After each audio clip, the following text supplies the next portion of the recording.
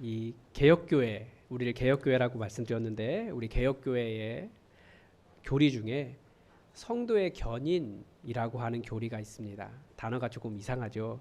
성도라는 단어는 알겠는데 견인이라고 하니까 우리는 주로 견인차를 많이 생각합니다. 그래서 이렇게 성도를 이끌어 주시는 것인가 이렇게 생각하는데 견인이라는 단어는 견딤과 인내라고 하는 단어의 줄임말입니다. 요즘 MZ세대만 줄임말을 쓰는 게 아닙니다. 성도의 견인과 인내, 이 의미는 약간 이중적인 의미를 가지고 있습니다. 일단은 성도는 주님 오시는 그날까지 복음을 위해서 견디고 인내한다라는 말입니다. 그만큼 신앙을 지켜나가는데 우리가 견디고 인내해야 될 일이 많이 있다는 것을 우리는 잘 압니다. 또 하나는 개혁교회 핵심 신학 중에 하나가 하나님께서 우리를 선택하셨다라는 겁니다. 저는 이게 보편적인 건 줄 알았어요. 선택의 교리가. 그런데 보니까 다른 교단 사람들 만나보니까 그 사람들은 그렇지 않더라고요. 그래서 이게 장로교회, 개혁교회의 독특한 교리였구나라는 것을 알았습니다. 그래서 하나님께서 선택하셨기 때문에 하나님께서 성도라면 견디고 인내할 수 있는 은사를 주셨다라고 하는 내용이 성도의 견인입니다. 그래서 견디지 못하고 신앙을 버리는 사람이 있다면 그 사람은 처음부터 하나님께서 선택하지 않으셨다라고도 해석이 됩니다. 그만큼 우리가 이 성도라고 하는 단어를 가졌다는 것이 얼마나 귀한, 은혜로운 하나님의 선택인지, 특별한 부르심인지 우리가 깨달을 수 있습니다. 한국 교회에서는 어느 날 이 신앙을 버린 자녀들이 하나님께서 택하셨다면 언젠가는 신앙으로 돌아오게 될 것이니까 안심하라라고 하는 의미로 해석되어서 사용되고 있습니다. 약간 이제 핀트가 좀 다른 거죠. 이게 맞는가라고 하는 것은 좀 생각해 봐야 됩니다. 그런데 이 성도의 견인이라고 하는 교리 안에는 사실 더 무서운 의미가 들어 있습니다. 바로 오늘 말씀에 근거할 때 그렇습니다. 교회 안에 성도라고 다 모여 있지만 모두가 진정한 성도가 아닐 수 있다라고 하는 내용입니다. 교회 안에 성도라고 다 모여 있는데, 그래서 위대한 청교도 설교자인 조나단 에드워드는 설교 시간에 자주 그런 말을 했어요. 굉장히 무서운 경고를 한 거죠. 우리가 다 여기에 함께 앉아 있지만 천국에서 다 볼 수 있는 것은 아닙니다. 굉장히 무서운 경고를 여러 번 했어요. 이 주제에 대해서는 나중에 좀 다룰 일이 있겠지만 짧게 말씀드리면, 그러니까 교회 안에 여전히 예수님을 영접해야 할 사람과 회심이 필요한 사람이 다 섞여 있다라는 거죠.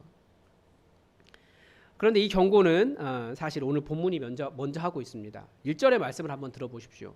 형제들아, 나는 너희가 알지 못하기를 원하지 아니하노니. 그러니까 무엇을 모르면 안 된다는 말입니까? 그러면서 이제 우리 조상들이 시작합니다.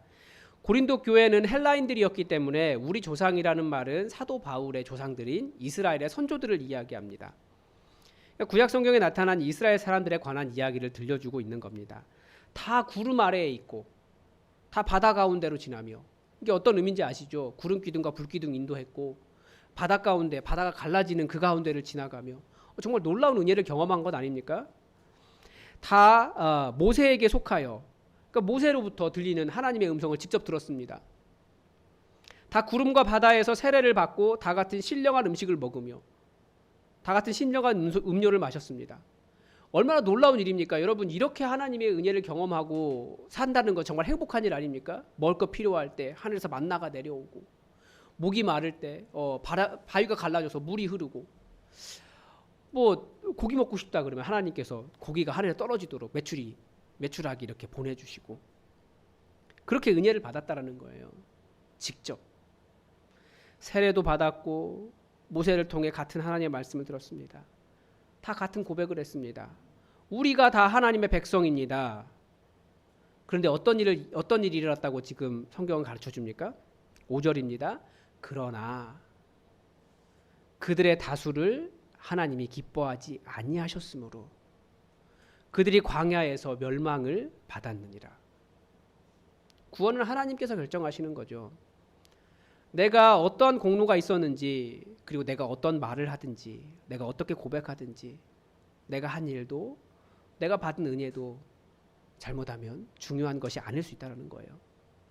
바울의 조상들처럼 하나님을 경험한 사람들이 없잖아요. 우리 다 그 정도로 하나님 만나고 싶어 하잖아요. 하나님의 놀라운 역사 가운데 우리 살아가고 싶어 하잖아요. 그런데 그런 사람들도 하나님이 기뻐하지 않으시는 사람들이 될 수 있다라는 거죠. 그래서 그 본이 무엇인지 이스라엘 성도들이 먼저, 이스라엘의 선조들이 먼저 본을 보였다고 가르쳐 주십니다. 먼저 첫 번째 7절입니다. 그들 가운데 어떤 사람들과 같이 너희는 우상 숭배하는 자가 되지 말라. 기록된 바 백성이 앉아서 먹고 마시며 일어나서 뛰는 다음과 같으니라. 이 내용은 출애굽기 33장에서 33장을 배경으로 하고 있습니다. 모세가 시온산에 올라가 하나님을 뵙는 기간이 길어지니까 사람이 아무것도 안 먹고 저렇게 40일 가까이 지낼 수는 없기 때문에 모세가 위에서 죽었는가 보다 사람들이 생각하고 모세의 형 아론에게 우리를 인도할 신을 만들라라고 백성들이 요청합니다. 그래서 나온 것이 금송아지입니다. 그래서 금송아지를 만들고 이것이 너희를 인도할 여호와다 선포하고 그날을 먹고 마시며 뛰어놀았습니다. 먹고 마시며 뛰어놀았다라는 말은 무슨 말입니까? 그 신이 왜 만들어졌다는 거예요? 내가 먹고 내가 마시고 내가 즐겁게 뛰놀 수 있는 나를 위한 존재가 신이었다라는 거예요. 내가 섬길 신이 아니라 내 즐거움, 나의 만족을 위한 신이었다라는 거죠.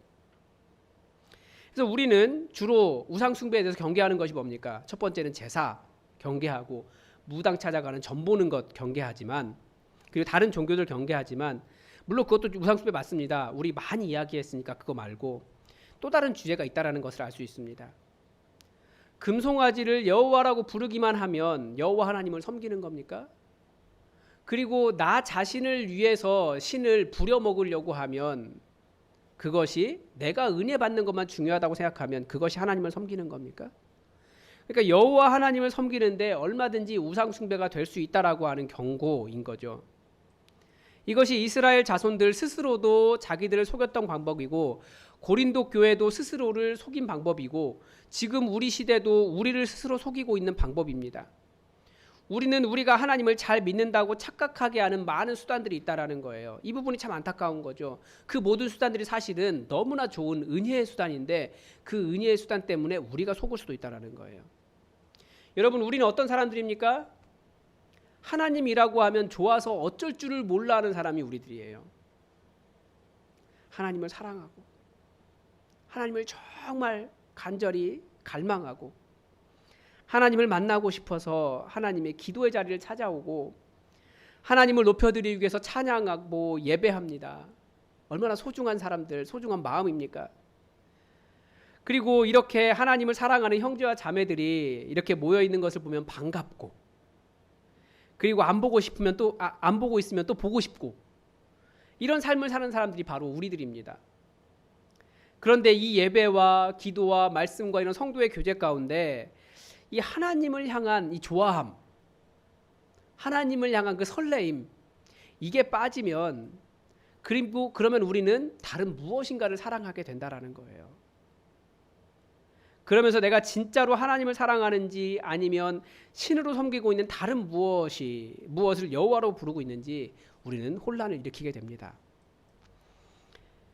하나님을 좋아하는지 아니면 하나님이 주시는 재물이나 편안함을 사랑하는지를 우리는 잘 구분할 수 있어야 됩니다. 다른 말로 하면 하나님께서 우리에게 돈을 주시는 분이시기 때문에 사랑하는 것이 아니라 우리 아버지이시기 때문에 우리는 하나님을 깊이 사랑하는 겁니다. 물론 이 말씀의 경고에는 다른 신을 섬기는 것이 당연히 포함되어 있습니다. 하나님은 우상을 숭배하는 일을 정말로 싫어하십니다. 우리 사회가 다종교 사회예요. 기독교만 있는 것이 아니고 여러 종교가 있기 때문에 이 우상을 배격하는 것과 다종교 사회를 살아가는 것에 대해서는 또 다른 설교가 필요합니다. 그러나 그리스도인들이 우상 숭배에 대한 경계가 없는 것, 이건 매우 우려스러운 부분입니다. 우리는 너무나 이 사회 속에 살면서, 너무나 많은 다신교 사회에 살면서 약간 구분이 없어지기도 한데 조심해야 돼요. 무당들이 하는 이야기가 그렇잖아요. 기독교인들이 그렇게 전보러 많이 온대요. 그리고 그 시내버스에 이렇게 커버로 씌워서 광고 보면 이렇게 전화로 이렇게 전 보는 거 나오는데 거기에 이런 사람들 찾아오십시오 하는데 기독교인들도 들어있어요. 무당들 주요 고객 중에 한 사람인가 봐요. 심지어 어떤 목사 부부는 목사님이라고 해야 되나? 이제 어디에 교회를 개척해야 잘 될까를 전부로 온 적도 있다고 그런 이야기를 하잖아요. 뭐 이렇게 말하면 목사가 문제야. 우리는 당연히 그렇게 이야기하는데 사실 그게 아니고 그만큼 한국 기독교는 하나님을 섬기는 일보다 돈이 신이 되어 있다는 것을 가르쳐 줍니다. 그래서 성경은 우상숭배가 뭐라고 이야기합니까? 탐욕이 우상숭배다라고 이야기해요. 탐욕을 내려놓지 않으면 우리는 계속해서 우상을 찾아갑니다. 하나님은 바로 그렇게 나를 살려주시고 나를 인도하신 하나님 이외에 다른 신이라고 불리는 것들도 또 하나님 이외에 다른 것을 더 신뢰하는 것도 하나님은 매우 싫어하십니다. 왜냐하면 이 온 세상의 통치자가 누구십니까? 여호와 하나님이세요. 근데 우리가 여호와 통치자이신 여호와 하나님 이외에 다른 것을 인정한다라고 하는 것은 그건 하나님을 인정하지 않는 것이 되기 때문입니다. 하나님이 워낙 크신 분이셔서 우리같이 한계 많고 작은 우리는 하나님을 다 받아들일 수 없지만 그게 이제 지난주 설교의 믿음에 대한 부분이잖아요. 하나님은 지금도 통치하시고 일하시고 하나님은 역사하고 계십니다. 그분을 신뢰하면서 끝까지 하나님을 섬기시기 바랍니다. 두 번째로 하나님께서 싫어하시는 것은 음란함입니다. 8절입니다. 그들 중에 어떤 사람들이 음행하다가 하루에 24,000명이 죽었나니 우리는 그들과 같이 음행하지 말자. 성경의 다른 곳에서 이 음행을 이 부분에 대해서 같은 본문을 가지고 우상숭배라고 보고 있기도 합니다. 그런데 사도 바울이 경계한 것은 말 그대로 음란함, 음행 자체입니다. 바로 고린도 교회의 어떤 독특한 문제 때문이었습니다. 고린도 교회는 성령에 충만한 교회였잖아요. 그런데 많은 문제가 있어서 이 고린도 전서를 기록하게 되었습니다. 그 중에 음란함의 문제가 있었는데 어느 정도였냐면 심지어 자기 아버지의 아내와 결혼한 사람이 있었습니다. 어떤 경우일까요? 자기 아버지의 아내와 결혼한 사람.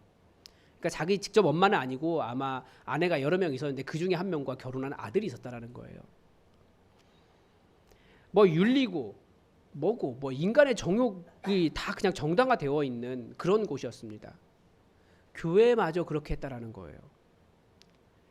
사도 바울이 이런 경고를 주고 있는 것도 무슨 이야기입니까? 그들이 복음을 못 들은 사람이 아니에요. 복음을 알고 있는 사람들이에요. 그래서 자기 예수 믿는다고 말하는 사람들이었고 그들도 세례를 받았습니다. 그들도 성찬에 참여합니다. 그들도 교회라는 이름으로 불리고 있었다는 겁니다. 그런데 그들의 삶이 과연 예수 믿는 것과 같냐고요? 아니라는 거죠. 그들이 성령에 충만한 사람들이었습니다. 방언도 하고 예언도 하고 은혜가 충만했습니다. 그런데도 하나님이 싫어하시는 사람이 될 수 있다는 거예요. 하나님께서 음행을 싫어하시기 때문에 음행하다가 죽은 이스라엘 선조들의 경고를 들으라고 지금 강하게 그들과 같이 되지 말라라고 말합니다. 그러니까 모양은 같아도 하나님은 아세요. 모양은 같아도 하나님은 겉모습에 속지 않으십니다. 물론 이 시대는 음란함이 굉장히 정당화되어 있습니다. 뭐 음란함이 그냥 아주 뭐 다들 그냥 드러내놓고 그러는 것 같아요. 요즘은 다 컴퓨터가 알아서 우리가 원하는 광고를 찾아주잖아요. 요즘 스마트폰이 거의 다 안드로이드 운영체제를 가지고 있습니다. 이게 지금 제 핸드폰인데 제 안드로이드 체제인데 이 구글이라고 하는 곳에 제 정보가 다 가 있습니다. 몇 살인지, 남자인지 여자인지, 어디에 사는지, 주로 무엇을 검색하는지 다 나와 있어요. 그런데 얘가 희한한 게 뭐냐면 제 모든 광고를 다 여기서 어디로 연결해 주는데 제가 당뇨를 찾아보든 성경을 찾아보든 교회를 찾아보든 신학에 대한 걸 찾아보든 어디든지 40대 중후반 남성은 전부 다 음란한 쪽으로 연결합니다. 이 세상이 그러는 거예요.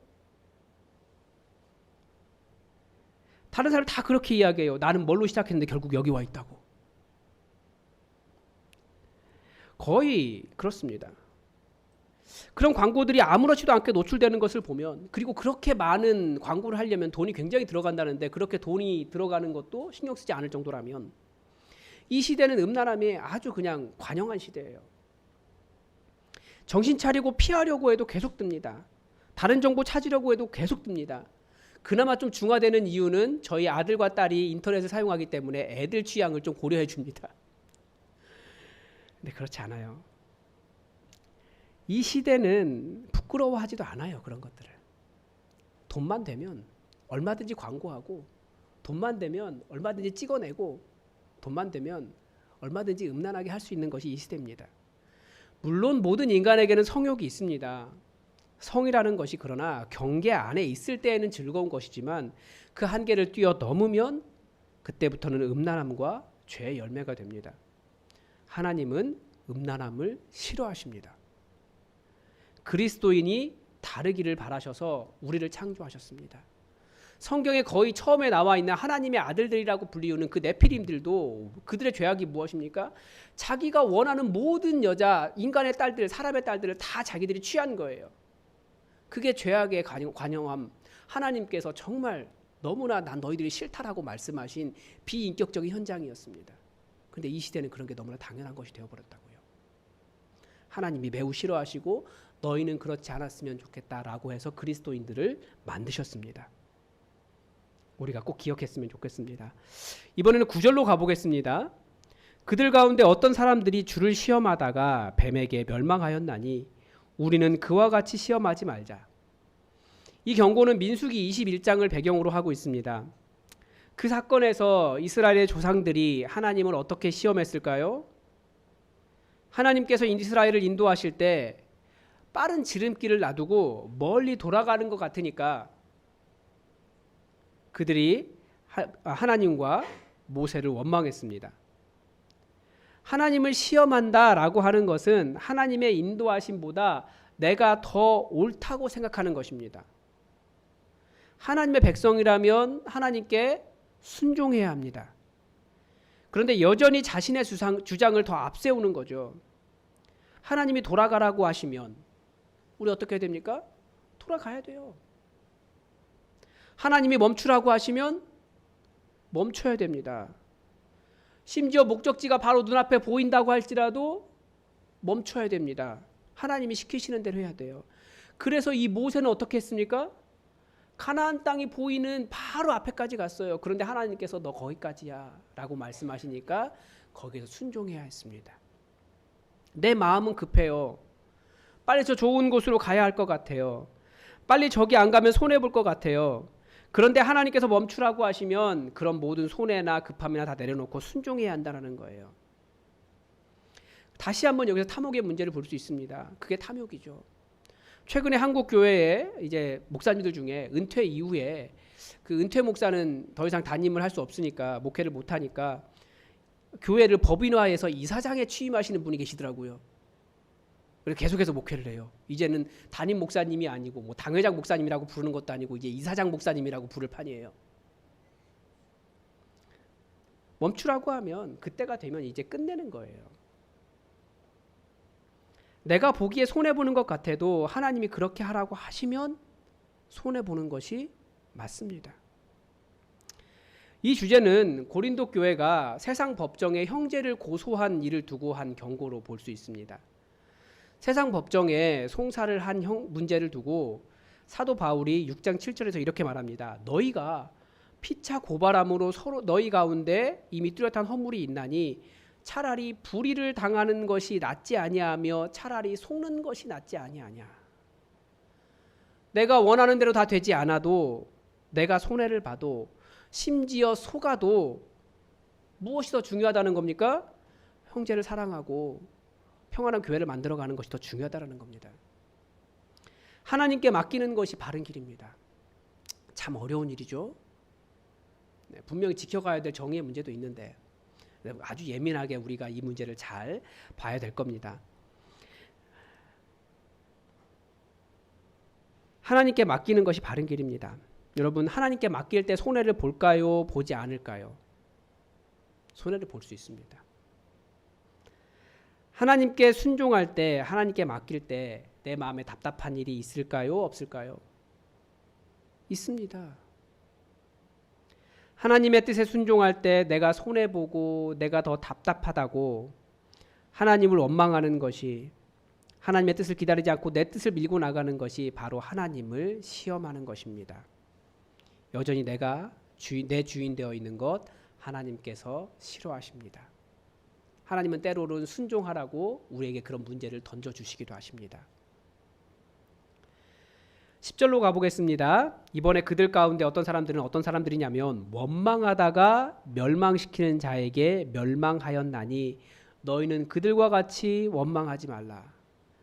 여기서 멸망시키는 자는 출애굽 과정에서 우리가 잘 주목하지 않는 하나님의 사자를 의미하는 것 같습니다.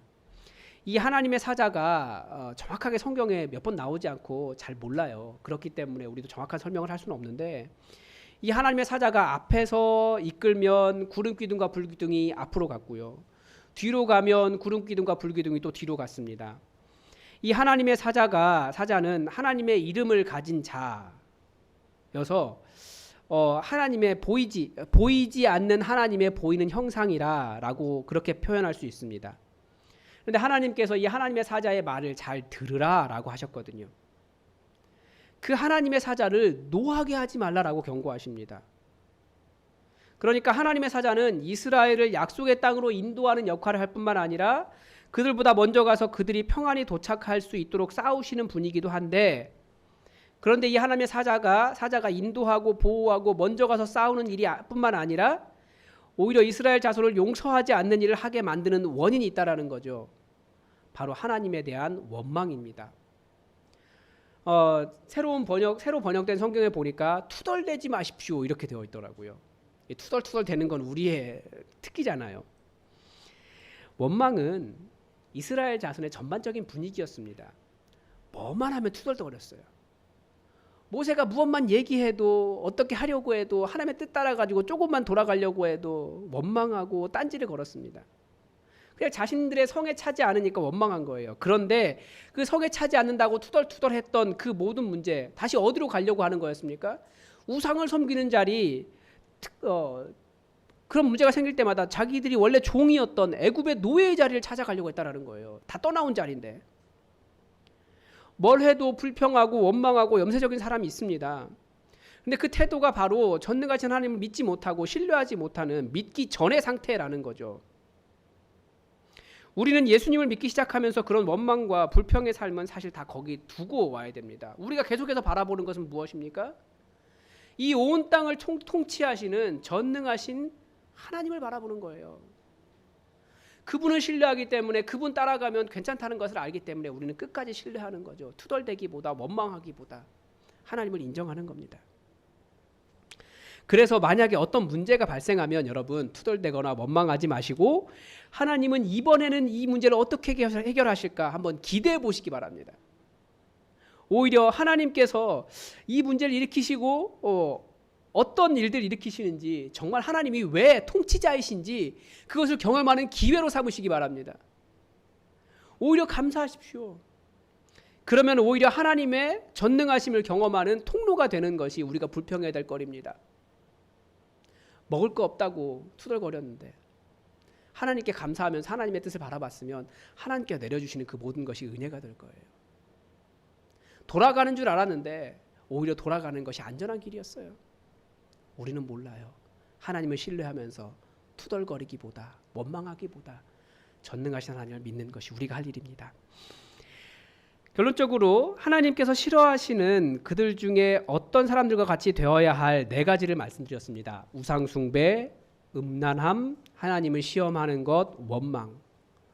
다 인도하시는 하나님을 신뢰하지 않고 내 방법, 내 시각, 내 뜻을 고집하는 것과 관련이 있습니다. 고린도전서가 이 경고를 주는 이유가 무엇입니까? 이 4가지를 요약하는 말이 12절입니다. 같이 읽어볼까요? 그런즉 선줄로 생각하는 자는 넘어질까 조심하라. 이 선줄로 생각하는 자는 선줄로 착각하는 자라는 표현이겠죠. 어떻게 착각했습니까? 이미 난 예수 믿고 있으니 모든 것이 안전해 라고 착각하며 죄악에 대해서도 민감하지 않고 하나님께서 싫어하시는 일에 대해서도 감각이 없고 난 괜찮아 라고 착각하는 사람들입니다. 고린도 교회가 그랬다는 거예요. 난 방언도 합니다. 난 예언도 합니다. 난 예배도 드리고 난 선행도 하고 봉사도 합니다. 고린도 교회가 그랬습니다. 그러나 진정으로 하나님께서 진정으로 기뻐하시는 일에 관심이 없었고 하나님께서 정말 싫어하셨던 일들을 아무렇지도 않게 행했다라는 거예요. 사도 바울이 그 고린도 교회 그 성도들이 얼마나 아쉽겠습니까? 얼마나 안타까운 거예요. 이렇게 은혜를 많이 경험하고 이렇게 성령에 충만한 사람들인데 이들이 선주를 착각하다가 넘어질 것 같구나. 그래 서 있다고 해도 얼마든지 넘어질 수 있다. 우리 조상들을 봐라. 우리 조상들이 왜 하나님께서 이 조상 이스라엘을 벗어나서 왜 새로운 교회라는 것을 만드셨겠느냐. 우리도 얼마든지 그렇게 될 위험성이 있다라는 거죠. 우리는 이런 시험거리들을 만날 때 인간이 그럴 수 있지라고 아주 관대한 마음을 갖습니다.